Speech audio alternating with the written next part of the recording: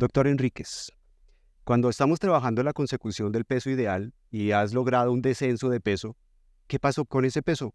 ¿Por dónde se elimina el peso que se ha perdido? Correcto. El 96% a un 97% de ese peso sale en forma de micelas o en forma de emulsión por la orina. 97% sale a través de la excreción por vía renal.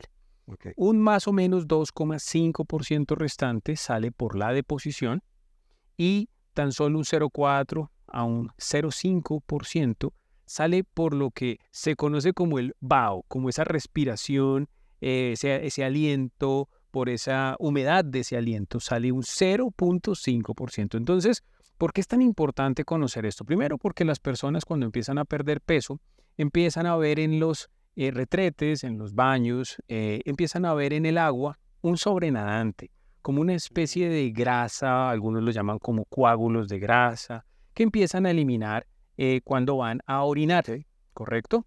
Y se asustan a veces porque pues nunca han visto ese residuo que sale pues por sus baños.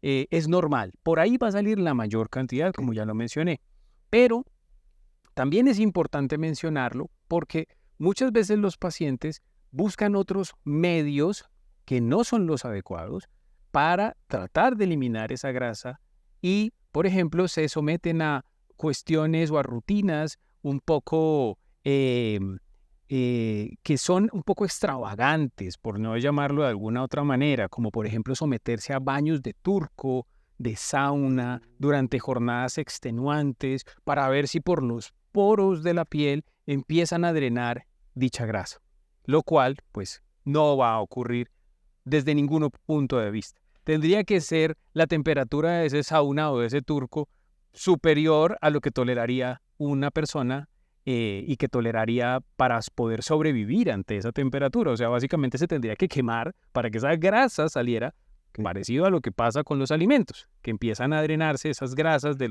las pieles del pollo, de las pieles de los peces que consumimos, una vez están cociendo a una temperatura muy alta. Pero entonces esa temperatura, ese calor sería incompatible con nuestra vida. Por lo tanto, todas aquellas prácticas que son ir al sauna, a someterse a este tipo de temperaturas, pues no estarían tan bien vistas y no servirían realmente para nada en la medicina.